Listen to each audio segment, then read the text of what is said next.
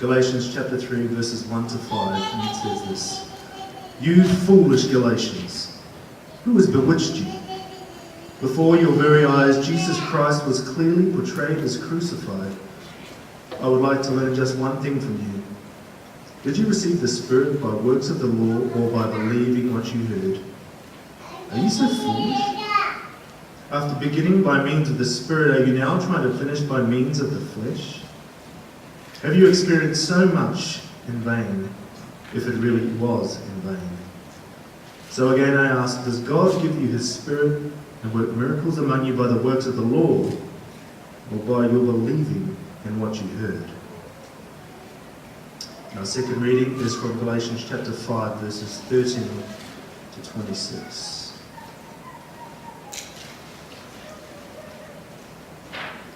"You, my brothers and sisters, were called to be free.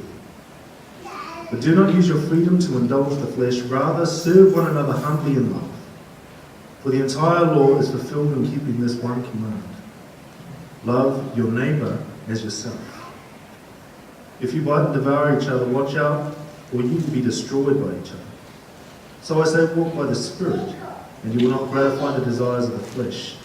For the flesh desires what is contrary to the Spirit, and the Spirit what is contrary to the flesh. They are in conflict with each other, so that you are not to do whatever you want. But if you are led by the Spirit, you are not under the law.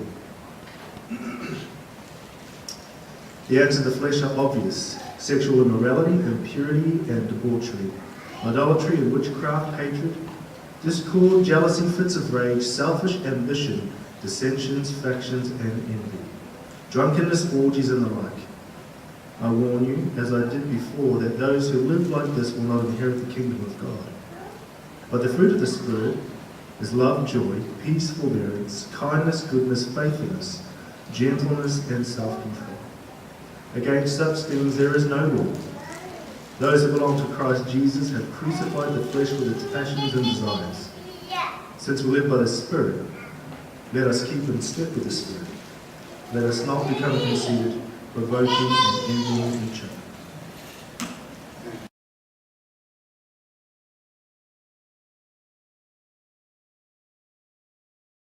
Look, if you're new, we've just started our new series called 7 Deadly Sins. We're looking at what's typically in church history being called the 7 Deadly Sins. Last week and this week has sort of just been an intro to this series. Now, for today, I want to tell you, did you know God is not like us? You know, God never buys something he doesn't intend to use. God is not an impulse buyer. God never makes a purchase without a purpose. You know, if you're anything like me, then somewhere in your house you've got books that you've bought but you've never read, maybe DVDs that you've bought but never watched, or gadgets that you've bought but never used. Maybe you've got clothes in your house that you'll never wear. Or what about fruit and veg that you buy, but it just sits at the back of the fridge and you forget about it, and then weeks later you realise it's rotten, you've got to throw it out. For me, one bad thing I often do, when it comes to buying stuff from Bunnings, so a couple of months ago, I think it was, a couple of months back, Ross and I went to Bunnings thinking, let's get some timber and get in the backyard and put in a little spot for a veggie patch. And we got all excited, we went down to Bunnings one day, we bought the timber and didn't build a veggie patch. And if you check out our little shed at the moment, in the corner of the shed there's this nice pile of really nice timber just waiting to get built into a nice veggie patch. And we haven't done it yet. You know, God is not like that. God is not like us. He's not an impulse buyer, and he always purchases things for a purpose. Now, I don't know where you are today, if you're a follower of Jesus or not, but if you are, then there's one thing you've got to be certain of. God bought you for a reason. God bought you at a price. At the price of the Son of God and his precious blood that was spilled. And do you think that Jesus' blood could possibly be spilled spilt and shed and spent for us, but spent for nothing? No, the Bible says that Jesus died to end an old life for us and to start a new life, a good life, a real life. And in what Jason just read for us a moment ago, this new life is described as a fruitful life. You know, if you were here last week, we were hearing from Phil when we started digging into this about how God is digging around in our lives. God, the ultimate gardener who's helping us to grow up, helping us to bear fruit as Christians. God bought you with the blood of Jesus to grow in you the character of Jesus. Like a gardener lovingly tending a plant, growing the fruit of the Spirit. This is life. This is a new life that God is growing in us because of Jesus. So if you were with us last week, we're hearing about this new life. It replaces that old life that we have. And today we want to picture that new life and that old life a little bit like the rotten fruit that sits at the back of your fridge compared to a nice new piece of fruit. That's the new life that God has for us. Jesus died to get rid of that rotten old fruit, and Jesus rose to life to give us His Spirit and to grow us this good, beautiful, nourishing fruit in our lives. Now, last week we were hearing a bit of an intro to this, and this week we're doing the same. Before we dive into these 7 deadly sins, pride, envy, anger, lust, gluttony, sloth and greed, but before we dive into all of that, we're just sort of getting the framework. We're just building a big picture. And today we're asking, what does it look like to live out that fruitful life? To live out that fruitful life that God wants us to live. And we're going to see today the key for us to live that fruitful life is to see that it grows exactly the same way that it starts. And last week we were hearing Paul's own example, his own story in this letter. Paul saying, I have been crucified with Christ, and I no longer live, but Christ lives in me. The old I life, trusting myself, that's over. A new life has started, trusting Jesus. And you see, this new life is all about faith in Jesus. Jesus, the Son of God, calling the shots on my life. And why wouldn't we listen to Jesus? He's a good Lord, He loves us, and He gave Himself up for us. See, there's no impulse buy here. This love of God for us, it changes everything. That's Paul's story. That's the story that Paul's sharing with these Galatians. And that's the Galatians' story as well. At least it was their story. But then everything changed. You heard from Jason as he read for us. The Galatians are being conned. They're being sold this rotten story of just trusting in themselves instead of trusting in Jesus and Him crucified. And so Paul asked them, well, how did you receive the Spirit? There's really only 2 options. Keep it simple. Was it by doing the works of the law?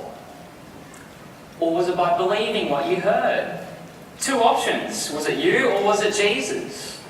And Paul's saying to them, you think the Spirit just starts the race, but then it's up to you to bring it home? The Christian life, it's not like a medley swim. It's not like Jesus does the first lap and then you dive in afterwards to bring it home. It's all about Jesus and His Spirit from start to finish and everywhere in between. See, God is growing us in the very same soil He planted us in. The same soil of the gospel that gives us life is the same soil of the gospel that grows that new life in us. The same love that we meet here at the cross at the start of our Christian life, it's the same love that grows that Christian life in us. That fruitful life following Jesus.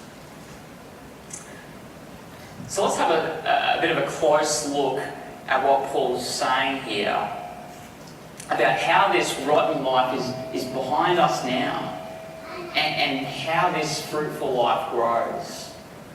So the fruitful life first. Because notice Paul says the fruit of the Spirit is first and foremost about love. You know, you can't read that word here in Galatians without thinking back to the love of Jesus. The love of Jesus who loved me and gave himself up for me. You know, the love of Jesus and God's Spirit growing that kind of love in you. Loving like Jesus, loving people like Jesus, loving people for their sake, not for your sake. See, God is growing that kind of love in you. Or how about joy? Paul describes joy just in the chapter before this, in chapter 4. Paul describes the joy of being part of the new Jerusalem, the new heavens and the new earth, and that great promise of our certain future. This promise which gives us this anchor in life's storms. No matter what's going on here, I know how this ends.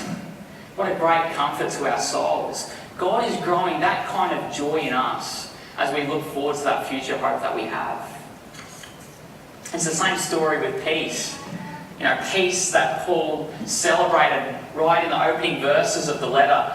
The peace that comes because we've been rescued out of this evil world. And so that means, but beneath all the choppy waters of living life, in the messiness in this world, beneath those choppy waters flow the still, peaceful waters of Jesus' peace. God is growing that kind of peace in you. And so you can see through this whole list of the fruit of the Spirit here, you can see God is growing this kind of character in us. It's the character of Jesus growing in us by the Spirit of Jesus. So there's forbearance there, or patience. It's the ability to suffer without losing the plot. To even be wronged by people and yet not become bitter. Now God is growing that kind of patience in you by the Spirit. Or take kindness and goodness here. They're kind of integrity words. You know, that you're the same person with one group as you are with another.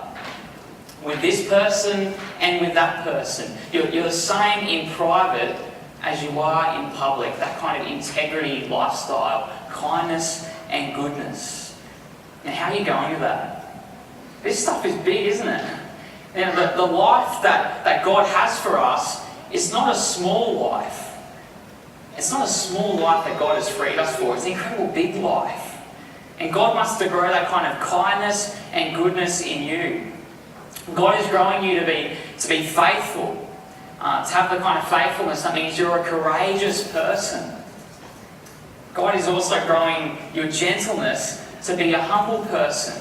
You know, loving Jesus and loving others like him. And then lastly in this list there was self-control. We'll come back to that one in a moment. But let's just say, if you've got all the other 8 in that list, then you're going to have this as well.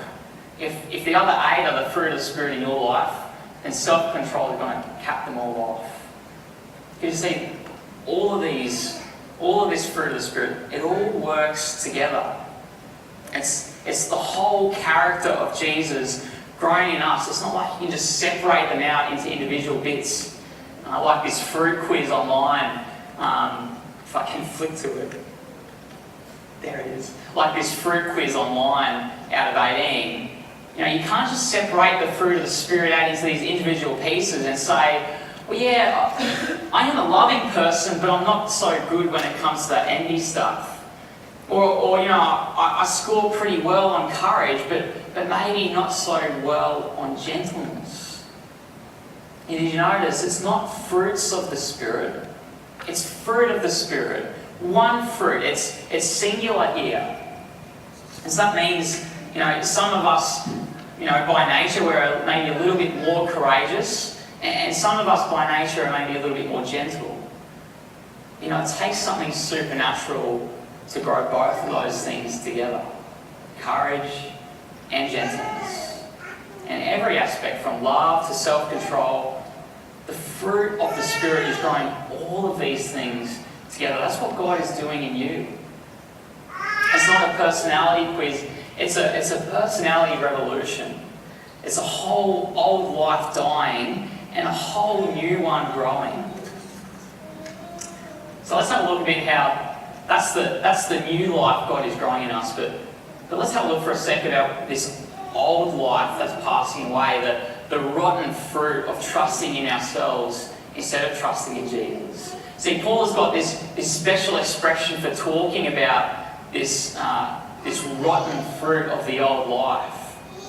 Did you catch in the reading? Paul calls this rotten fruit the acts of the flesh, the acts of the sinful nature.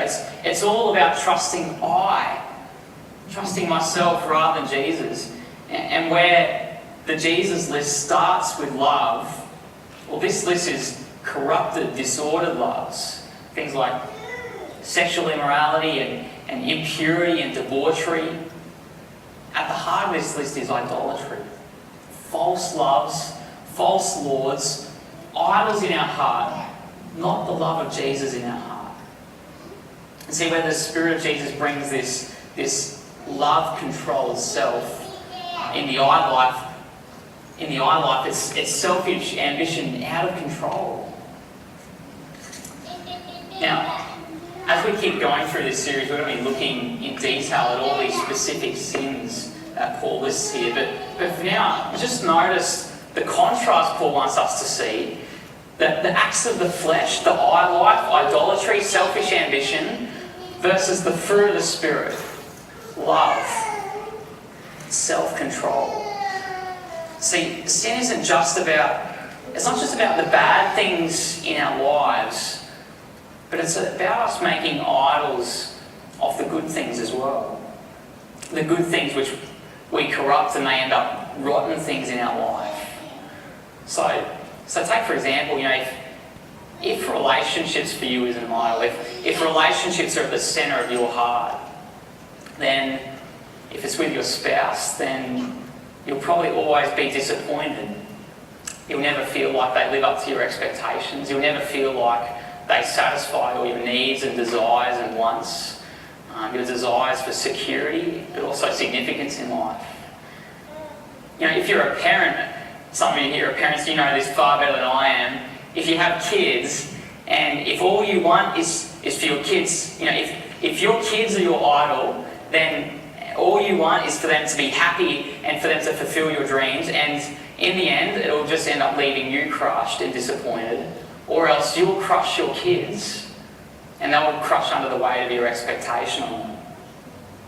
Every little problem they have will just wipe you out. Idolatry is so twisted in our lives that it can take something so good like relationships with one another, the kind of relationships God made us for, but it can twist those things so they become the very things that destroy us when they're supposed to be the things that bring life and healing.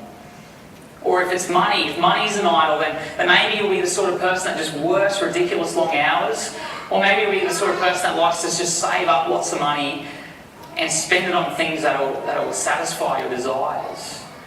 If approval of others is an idol for you, if that's at the centre of your heart, then you'll feel like you're nothing unless people give you the tick of approval. If that's your life, then when someone comes along and criticises you, you won't just feel hurt by that criticism. You'll feel devastated. You'll feel like your life is worthless because they don't think very much of you. See, idols are disordered loves in our lives, and they lead us down a path of hate and destruction. It's incredible that even good things in our life can so quickly get sucked to the centre, replacing Jesus at the centre, and become deadly for us, so that we become these ego-driven, miserable, fearful, angry, despairing people, which is not the good life that God has saved us for. And so here's the challenge, I reckon. See, when you find this in the back of your fridge, when you find this rotten apple at the back of your fridge, I don't suppose you're going to reach to the back of your fridge, pull it out, and sink your teeth into that mouldy delight, those rotten juices of that rotten apple. Who would do that, right? But then why would we go around digging in the grave, like digging up and sinking our teeth into the life that Jesus died to finish? We wouldn't raid the fridge for bad fruit, so why would we raid the tomb for it as well? See, at the heart of sin is this I life, the self-centeredness, the self-absorption, the self-justification, instead of Jesus at the centre. But remember what Paul says? I no longer live, but Christ lives in me. You know, friends, at some point this morning, or perhaps afterwards when we go out for morning tea, you'll probably ask someone, hey, how are you going today? Or hopefully someone will ask you, how are you going today? John Warlow's a Christian psychiatrist, and he's got a great picture to change up how we look at that question through the gospel. If you were here last week, Phil was introducing us to this picture. Because John Warlow says that so often, when someone asks us that question, how are you going, we instinctively answer out of that I-centered life. You know, we instinctively sort of say, oh, I'm not going well. You know, I feel like I'm drowning here. I'm falling below the waterline. Or we say, no, I am going well. I've got my head above water. Things are good in life. But you know, the gospel flips that question. You know, how are you going?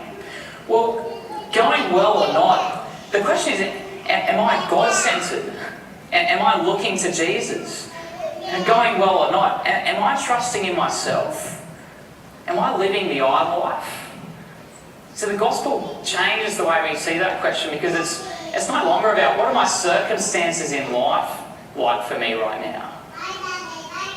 Instead it's, well, how's Jesus growing in me a heart to trust in Him and to rest in Him and to be content whether life's going good or not so good. So I no longer live, but Christ lives in me, with all the love and joy and peace and patience that brings. So in all circumstances, whether good or bad, God is growing that life in us. So what does it look like for us to live out that good life, which isn't just about us being defined by our circumstances, but instead defined by that good or bad fruit? Or, I don't know if you noticed when Jason read for us before, on either side of that list that Paul speaks about, that Jesus list and that bad fruit list, Paul pictures this life that we live as a walk. Paul pictures it as us walking in the right direction. He says, walk by the Spirit and you won't live that old life. Keep in step with the Spirit so that we keep on living that new life that God has for us. Keep walking the way that you started, every single step, just like the first one. Towards Jesus, with eyes on Jesus, with hearts towards Jesus. See, it's funny for us, so often when it comes to that moment of temptation, when we're torn between living the life that Jesus wants us to live or walking down the path of sin, so often we end up believing that lie that this is that moment when temptation comes that defines whether or not I'm winning or losing the battle. But you know, I reckon when it comes to us keeping in step with the Spirit, the truth is you've already won or lost that next step by how you've taken the last 10 steps back there, or the last 100 steps, or the last 1,000 steps. You know, the decision that you make here in the moment is so defined by those decisions that you've already made way back here, even before that temptation comes. You know, now you think of it this sort of way. I don't know if you're a sports fan, but remember in the State of Origin when Jonathan Thurston came up in Game 2 to kick that goal, to kick that try that would ultimately win the series.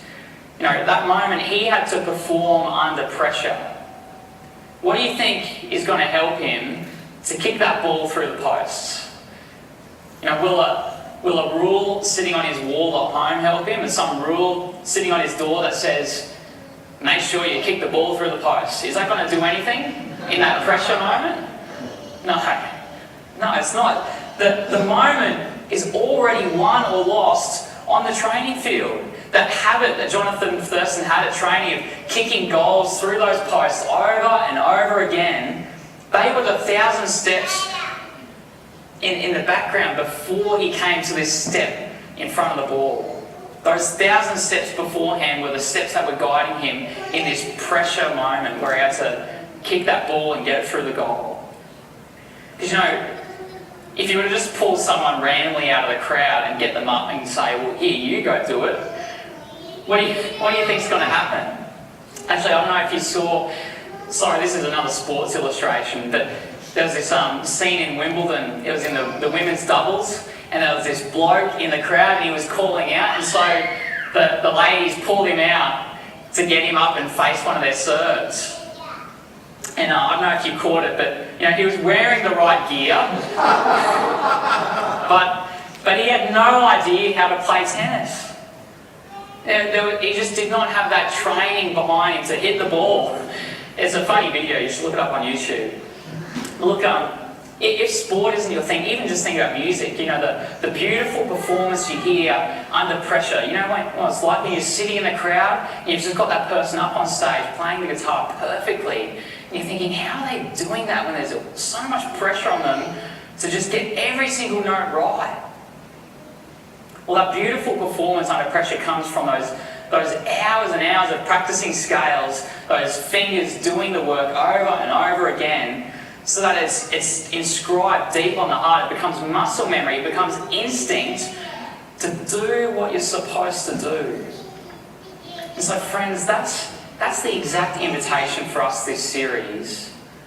It's to learn Jesus' love as a habit, as an instinct, so that the ways of Jesus are deep on our hearts. And so that more and more often when it comes to that place of temptation, we're actually not so pulled towards just dropping the ball and walking the wrong way. To keep walking step by step with Jesus and to keep in step with the Spirit. So that when this moment comes, we are stepping the right direction. And so that fewer moments like this even come up at all. Why would I do that? Friends, this morning isn't about pretending like this is some walk in the park. Like one talk on a Bible verse like this suddenly just changes our lives like that. Every day we walk in enemy territory. We're walking into the battlefield on Monday morning. And hour by hour we're fed with images and stories and messages which can grow habits, not of the selfless love of Jesus, but habits that train us back into that old I life. In fact, for every sin we're going to look at this series, there's an app for that. There's an app that could help you to keep on living that sinful life, if that's what you want to do. If you want to practice pride, for example, there's apps like LinkedIn, things like that. If you want to practice anger, a great app for that could be Twitter. Maybe if you want to practice envy, the photos on Instagram are definitely the sort of things that come up and make you envious of other people's lifestyles. Maybe even Facebook too. If you want to practice lust, there's an app for that. It's called Tinder. If you want to practice gluttony, there's apps like Menulog. They give you heaps of information about great restaurants all around the place. If you want to practice sloth, there's Netflix. If you want to practice greed, maybe it's your favourite banking app. I'm sure a couple of those apps are apps we could do without forever. But at least all of them in this technology space, all of them are things we need to think about how this kind of stuff is training us in that I-centered life. I know for me, going to bed at night with a phone beside my table, there's a very good chance that when I wake up in the morning, I'm just going to flick on Facebook. So I need to make some decisions about what on earth I do with my phone, so when I wake up in the morning, I'm not going, gee, I wonder what's happening on Facebook at 7 a.m. There are choices that we make. This is just the technology world, but there are all sorts of choices that we make that are either helping us to form those habits of the life that God wants us to live, or those habits that are just leading us down that dark path. But there are plenty of other habits we need to think about. Even just the habit of us meeting together every Sunday. Meeting together here at church. That's a habit that's growing in us, the love of Jesus. The habit of meeting together in the week, opening the Bible to read and pray together in growth group. the habit of feeding on God's word and prayer, even habits of sleep and rest. And are treating seriously that God has made you as a human being. You've got limits. We need sleep and we need rest. Habits of thankfulness. And help us to go ask the question, what's God doing in this situation? How's God's Spirit working right now? So that I can see what God's doing and give Him thanks. Or habits of generosity, growing Jesus' generous heart in our lives. Habits of confession, speaking to people that we love and trust about the sins of the heart. Most of all, habits of not walking alone. You know, that walk that Paul speaks about in Galatians, it's not a solo walk. It's a walk together. You know, from I to Jesus, from I to us together walking with Jesus. And here's the kicker. Here's why you need to live the fruitful life. Because every single aspect of that fruit of the Spirit, it's not just experienced by you and in you, it's experienced in us. Where that rotten fruit harms us, the good fruit heals and inspires and refreshes. You know, it teaches us, it grows us to go from being this ordinary family, learning to turn from sin, to turn to Jesus through that extraordinary work of God's Spirit in us. So can I just give you a challenge as part of this family? Be honest with your life, with yourself and with others. Maybe this week take the time to just get the data on your life. You know, do an audit on your finance, on your internet browsing, on the apps that you use, your viewing, the things that you consume. Reflect on the things in your life and what they reveal about where your heart's at right now. And maybe be prepared to make some real changes. Changes that are going to help you to walk in step with the Spirit. And because we don't do this walk alone, but do it together, can I encourage you to find someone that you trust this week and maybe just ask them that question, hey, how do you think I need to grow to be a bit more like Jesus in my life? You know, how might my life change if the fruit of the Spirit were growing more in my life? And how do you reckon I could step forward into that freedom that Jesus bought me for? Now, speak with someone that you know and trust and ask those kind of questions. And do that journey of walking together. Friends, let's as we begin this series next week, beginning with the first sin of pride, let's remember this great hope that we have in Jesus, the great comfort of His Spirit in us, growing us together to walk in step with the Spirit.